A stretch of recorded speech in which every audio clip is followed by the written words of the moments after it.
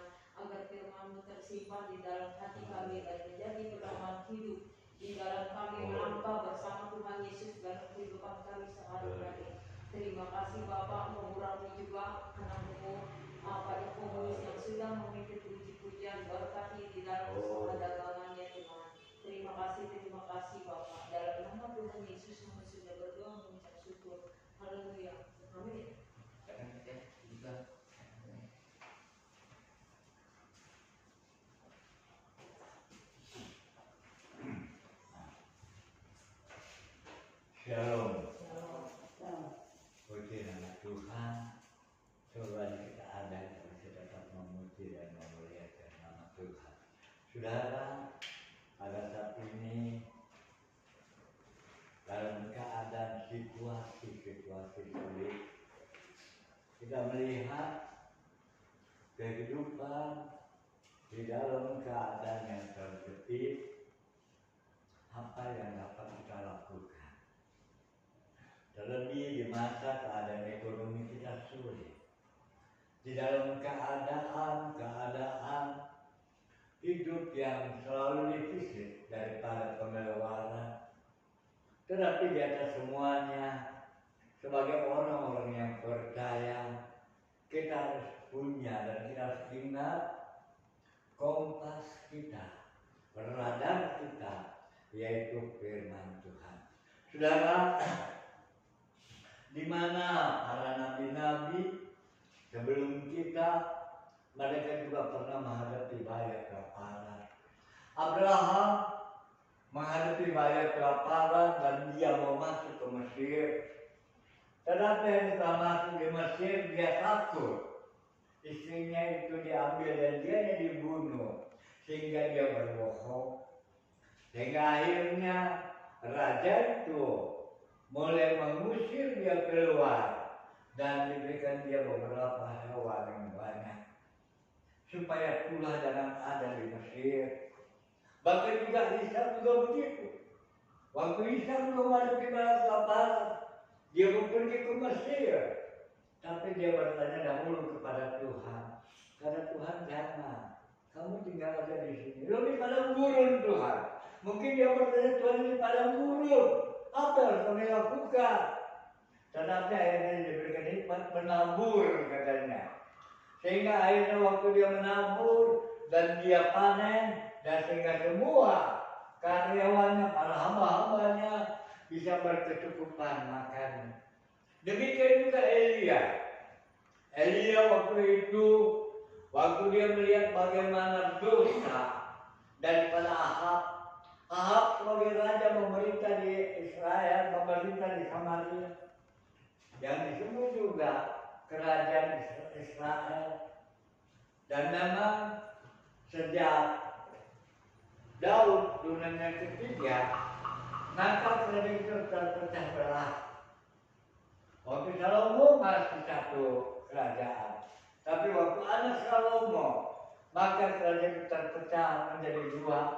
Yang sebagian beribu kota kan Yerusalem dari suku Yehuda dan 10 suku di Samaria yang disebut suku Israel, Raja Israel, dan disitulah Ahab memerintah. Tapi waktu Ahab memerintah apa yang terjadi? Dia melihat bahwa banyak orang mendirikan kuil. Dia melihat bahwa itu mereka seakan-akan hatinya terpaut. Sehingga akhirnya dia mulai juga beberapa anak-anak raja yang dari Sidon juga diambil dari Sarfat untuk menjadi istrinya. Sehingga selalu istri-istrinya mereka meminta dibikinkan kuil. Sehingga akhirnya Elia datang. Elia berkata kepada Ahab, mengapa kamu bertimpang hati? Sebab itu akan terjadi kekeringan di tempat ini. Ahab dia tidak mengindahkannya, dia tetap berjalan dan sesuai dengan firman Tuhan yang dikatakan oleh Elia, maka boleh terjadi kekeringan. Tapi pada saat itu kekeringan belum terjadi. Apa yang terjadi setelah mulai Elia berkata demikian, Elia mendengar firman Tuhan. Dia bilang, mari pergilah kamu ke sungai Kerit dan kamu akan minum air dari sungai Kerit dan kamu akan dipelihara oleh burung gagak. Mungkin kalau firman itu datang kepada saya mungkin dengan cara manusiawi saya harus bertanya, saya bernegosiasi kepada Tuhan, kenapa masih ke sana? Bukan saya pergi ke Yerusalem? Dan Yerusalem juga pintu istana selalu terbuka bagi Nabi. Sebab dia adalah penasihat raja di samping penasihat yang lain. Dan itu sebabnya Elia dia tidak bernegosiasi. Dia berjalan ke sungai Kerit sebelah timur Yordan. Di situ dia menerima minum air sungai Kerit. Dan di situ juga dia diberi makan oleh burung gagak. Kita tahu burung gagak adalah burung pemakan bangkai.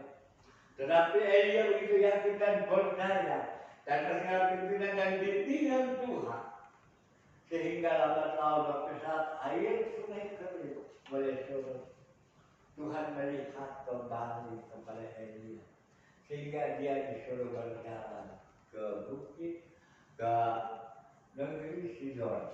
Baik, kita membaca dalam 1 Raja-Raja pasal 17.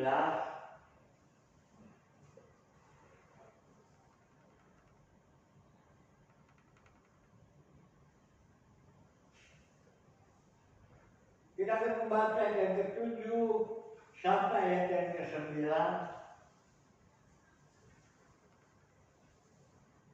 Baik, saya akan bacakan ke saudara 1 Raja-Raja pasal 17 ayat yang ke-7 sampai 9. Tetapi Sesudah beberapa waktu, sungai itu menjadi kering, sebab hujan tidak turun di negeri itu. Maka datanglah firman Tuhan kepada Elia, bersiaplah pergi ke Sarfat yang termasuk wilayah Sidon, dan diamlah di sana. Ketahuilah, aku telah memerintahkan seorang janda untuk memberi engkau makan. Saudara, akhirnya Elia mendengar suara Tuhan untuk pergi ke Sarfat negeri Sidon. Berapa kira-kira, berapa jauh itu? Jarak dari timur, sebelah timur Sungai Yordan, itu ada sungai kecil yang bernama Sungai Kerit. Air itu mengalir ke Sungai Yordan. Dari situ dia pergi melintasi negeri Israel dan negeri Sidon. Janda di sana. Kalau saya buka itu dalam Google, jaraknya antara 80 sampai 100 mil. 1 mil 1,6 kilo. Artinya kalau 100 mil kurang lebih 160 kilo. Saudara bisa bayangkan, dalam masa kelaparan tidak ada perbendaharaan makanan dalam tubuh Elia. Harus berjalan ke sana. Itu bukan perjalanan yang enak seperti traveling atau juga berjalan-jalan berdanau di sana. Tidak. Dia jalan mengikuti perintah Tuhan. Mungkin perjalanan Alkitab tidak menjelaskan berapa lama dia berjalan. Apa 3 hari siang malam dia berjalan? Atau 4 hari dia siang malam berjalan? Kalau dia siang malam berjalan, paling sedikit 40 kilo. Kalau dia berjalan, kalau kira-kira jarak sampai ke daerah Padalarang, sampai Cikarang sudah 40 kilo. Lalu Cikarang sampai kira-kira ke Dauan itu, atau sampai Cikampek itu 40 kilo. Dari Cikampek sampai ke Sumbar, sampai ke Purwakarta itu kurang lebih 60 kilo. Berarti sampai ke Padalarang 40 kilo, 60 kilo. Kemungkinan kalau dia berjalan setiap hari 40 kilo, maka berarti dia harus berjalan 3 hari 3 malam. Perjalanan itu. Perjalanan lalu adalah padang gurun yang gersang, di mana binatang-binatang buas-buas berkeliaran pada waktu malam. Tetapi dia ikuti, dia jalan ke sungai, dia jalan ke Sarfat. Dan Elia dia tetap berjalan sampai dia di Sidon, dan ternyata dia berjumpa dengan seorang wanita. Tuhan bilang, Tuhan sudah perintahkan pada perempuan, apakah memang perempuan siang malam dia nunggu di sana? Tidak. Tapi waktu hampir sampai, Tuhan gerakkan antara perempuan ini untuk mengambil kayu bakar sehingga berjumpa. Sebab apa? Firman Tuhan itu menciptakan, dan firman Tuhan bisa memberi perintah dalam hati. Amin. Itulah firman Tuhan. Jadi firman Tuhan itu bisa menciptakan jadi benda ada. Jangan masalah menyalahartikan. Ada orang menyalahartikan, katanya waktu kita ditangkap ikan, maka dalam mulut ikan itu ada logam, dan Tuhan sendiri yang taruh logam di sana. Berarti perlu sarana. Tuhan tidak. Cukup dia berkata, itu jadi. Bulan bintang yang kita lihat cukup dia berkata, itu jadi. Matahari cukup dia berkata, matahari terjadi. Nggak perlu ada alat bantu. Dan itu selalu ditularkan kepada Petrus, ikan yang pertama kau tangkap, ambil uangnya, bayar, kita harus berkata untuk bayar pas sudah bekerja. Sebab itu adalah pajak. Jadi waktu Tuhan berkata ada uang dalam ikan. Ikan yang pertama didapat betul ada uangnya, sebab firman Tuhan, ucapannya itu bisa jadi. Dan demikian juga perempuan waktu dia mulai sampai ke sana, dia meminta air dan minta makan. Pertama perempuan yang menolak. Bagaimana Tuhan? Kalau saya akan berikan Tuhan, ini kami mengambil kayu bakar untuk kami masak dengan anak kami. Setelah itu kami ketunggu mati. Sebab tidak ada lagi tepung dan tidak ada lagi orang yang menanam gandum pada saat itu. Tetapi Elia bilang, buat dahulu buat aku. Saat dia berbuat, maka kata Elia, mengapa kamu diam saja masak? Perempuan ini dia lagi berdalih, dia buka, masih ada tepungnya, dia ambil sekau buat masak ini. Sehingga di dalam pembayar hanya ada secomot, bahasa Indonesia dia kata, Batak bilang, hanya ada secomot itu tepung. Tapi tetap dia makan, setiap kali dia mau makan dia di pendaringan ada. Setiap kali dia mau makan dia pendaringan ada. Itulah Allah memelihara Elia sama dengan perempuan Sarfat. Demikian juga saat mulai hujan tiba, setelah Elia meninggalkan dia dari Sarfat, tetapi gandum tetap ada untuk memelihara perempuan itu sampai dia bertemu kepada Ahab bahwa sebentar hujan akan datang. Maka waktu hujan datang, maka orang menanam gandum dan tepung itu tetap masih ada. Sampai akhirnya waktu mereka sudah mulai motong itu gandum, waktu gandum sudah mulai tumbuh, sudah mulai berkembang dan berbuah, orang sudah mulai panen, mulai memotong itu, maka disitulah gandum berhenti dan perempuan ini kembali lagi menjadi pemungut gandum. Dia tidak memungut untuk dirinya sendiri. Sebab memang ada kebiasaan mereka juga boleh memungut, tapi dikumpulkan seikat dikumpulkan, lalu mereka itu bagian dia satu. Dan itu sebabnya waktu mereka sudah pulang gandum, sudah dapat gandum dan dia mulai pecah sama seperti tadi, dibuang dulu kulitnya, lalu dipecahkan, diambil lagi kulitnya, dan itu juga akan ditumbuk menjadi tepung. Sehingga disitulah berhenti sudah dia punya tepung di dalam tempayan. Dan itu sebabnya, sebab memang karena kelaparan mereka mau berbuat atas firman Tuhan. Kenapa? Sebab dampak daripada kelaparan kita melihat selalu memicu keadaan kesehatan. Tidak sedikit mereka stres, tidak sedikit mereka menjual iman hanya karena makanan. Sedangkan firman Tuhan berkata, manusia bukan hidup daripada roti dan makanan yang masuk dalam mulutmu, tapi manusia hidup pada dengan firman dari Allah. Sehingga banyak di antaranya yang mereka meninggalkan Tuhan hanya karena makan. Mereka meninggalkan Tuhan takut jauh, yang nanti nggak dapat lagi pekerjaan, nggak dapat lagi. Arti mereka sudah jual iman. Bahkan tidak sedikit mereka stres. Ini juga adalah akibat kelaparan. Lalu bagaimana pencegahannya? Kalau Elia dia benar-benar dia menurut, Elia dia tidak lagi bertanya sono dan sini, dia jalan, dia tahu. Meskipun berjalan berhari-hari, pergi ke negeri Sidon, dia jalan di dalam keadaan tubuh lapar, dia masih diberikan kekuatan oleh Allah. Dan bagaimana dalam kehidupan kita? Kita akan membaca dalam Mazmur pasal 33. Siapa sudah dapat tolong bacakan Mazmur pasal yang ke-33. Mazmur pasal 33 ayat 18 dan 19.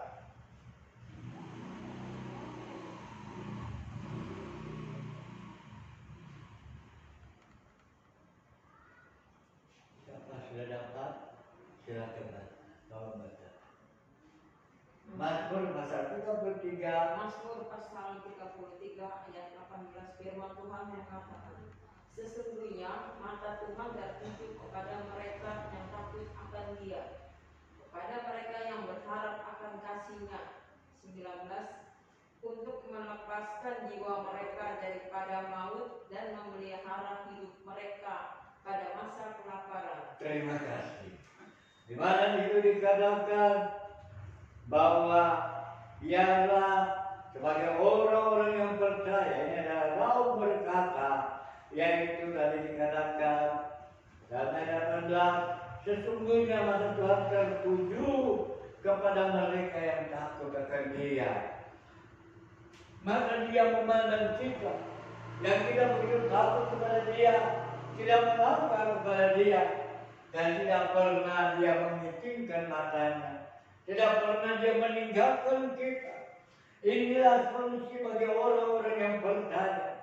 Jika kelaparan itu melanda kehidupan, maka firman Tuhan berkata dengan jelas, sesungguhnya masa Tuhan tertuju kepada mereka yang takut akan Dia, kepada mereka yang berharap akan kasih setianya. Mereka berharap kasih setia Allah, mereka berharap pertolongannya, maka mata Tuhan tidak pernah menghentikannya. Dia selalu memperhatikan kehidupannya di dalam segala setiap kehidupan kita, apapun segala situasi kita. Jika sudah menghadapi segala sesuatu yang begitu sulit dalam kehidupan kita, mungkin dalam pekerjaan kita terdampak daripada surat PHK, atau mungkin ada rencana akan di PHK oleh atasan kita, atau juga di dalam kita bertani gagal dalam pertanian kita, atau juga gagal dalam pekerjaan kita, maka ketahuilah bagi Tuhan tidak ada yang mustahil. Dia sanggup menolong memelihara setiap umatnya, Dia sanggup memberkati setiap umatnya. Sebab itu dengan jelas bahwa sesungguhnya mata Tuhan tertuju kepada mereka yang takut akan Dia, kepada mereka berharap akan kasih setianya. Jika kita berharap akan kasih setia Allah, kita juga takut kepada Dia. Jangan apa yang kita katakan lain di bibir, lain di hati katanya. Tetapi saya tidak percaya. Kita sebagai orang-orang yang percaya, maka apa yang kita ucapkan, apa yang kita utarakan, itu biar keluar dari hati dan juga boleh dilanjutkan dengan kesungguhan hati.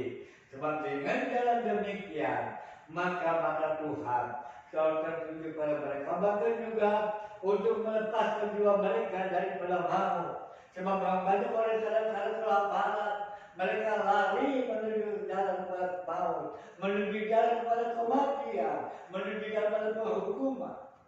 Sebab apa? Mereka hanya mendengar iming-iming dunia, mereka hanya mendengar segala janji-janji dunia itu.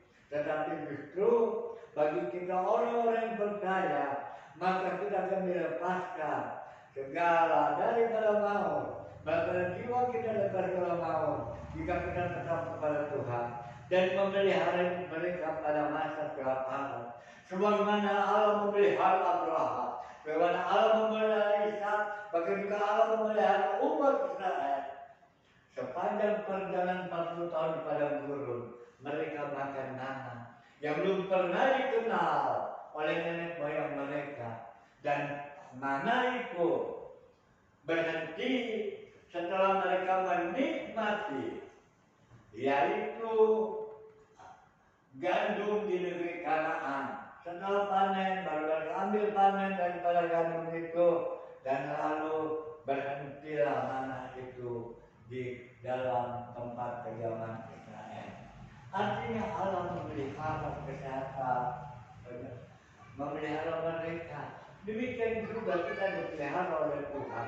Itu sebabnya biar kita takut akan Tuhan. Jangan begitu mudah untuk selalu bersungguh-sungguh di depan Tuhan.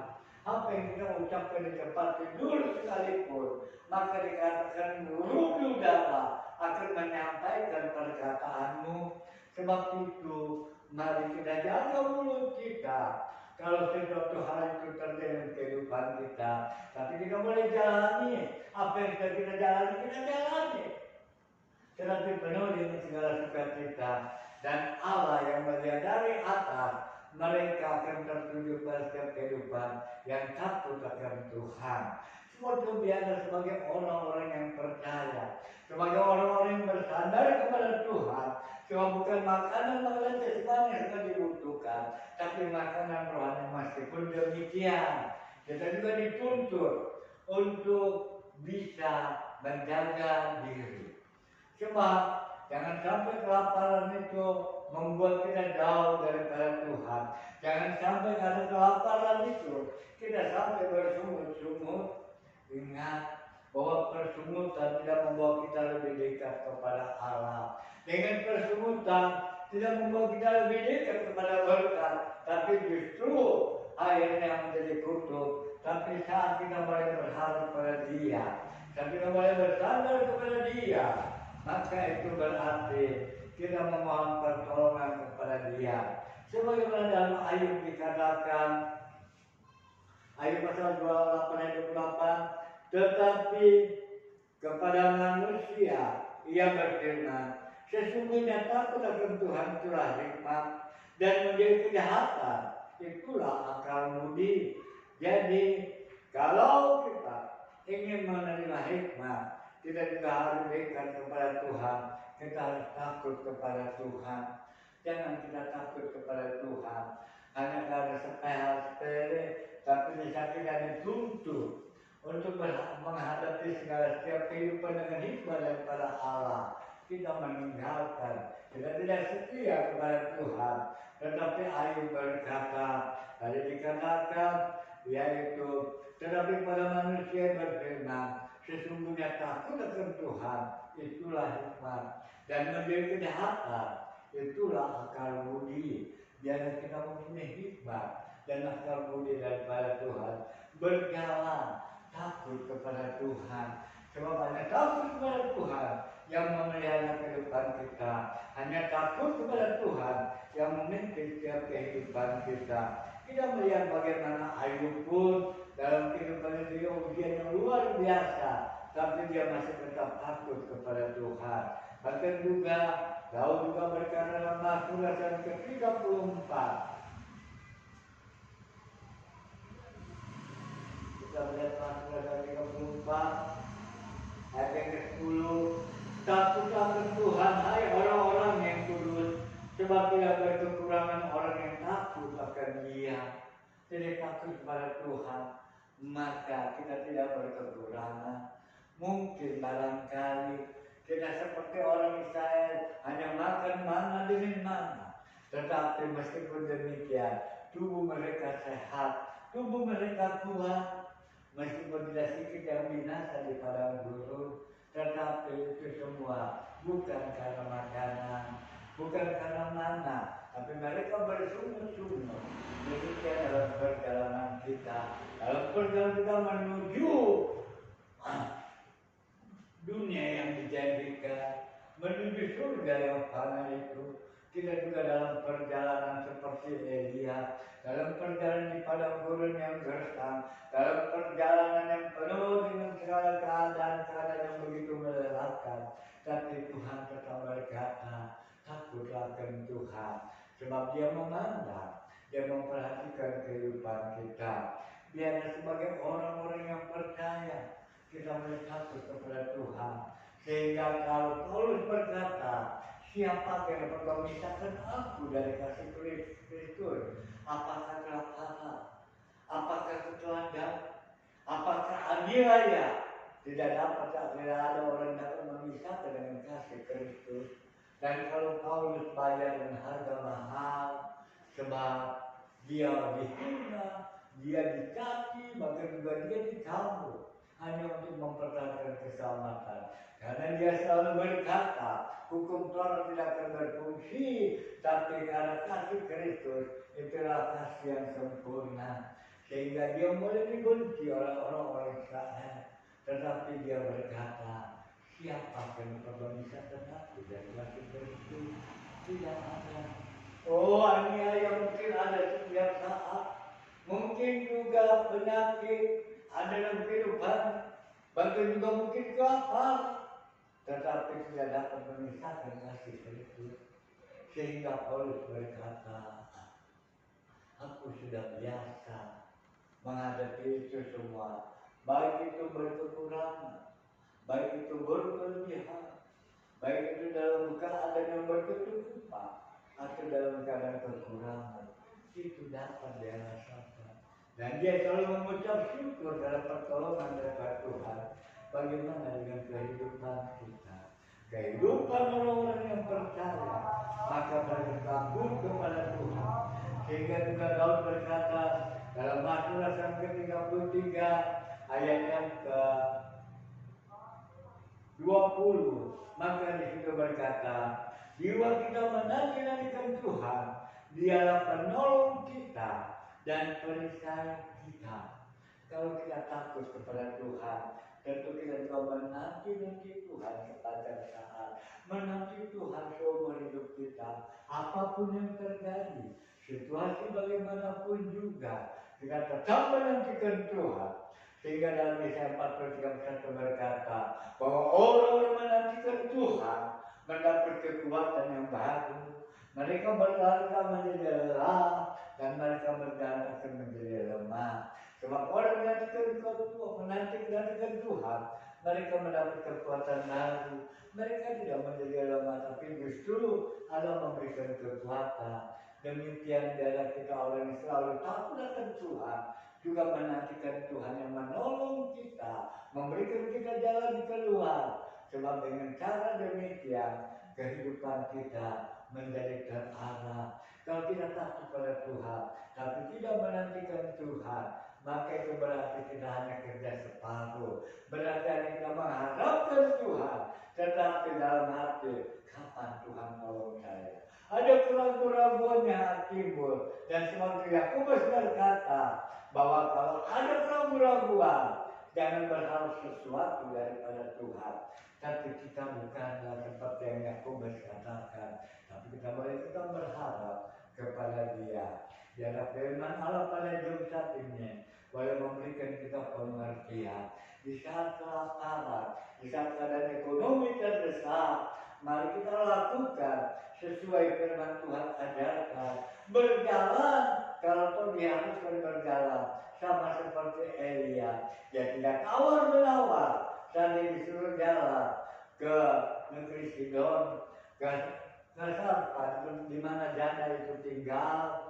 Perjalanan kurang lebih 100 kilo lebih, antara 30 sampai 90 kilo. Perjalanan di padang gurun yang begitu menyusahkan, panasnya luar biasa, dinginnya juga mencekam pada saat itu. Tetapi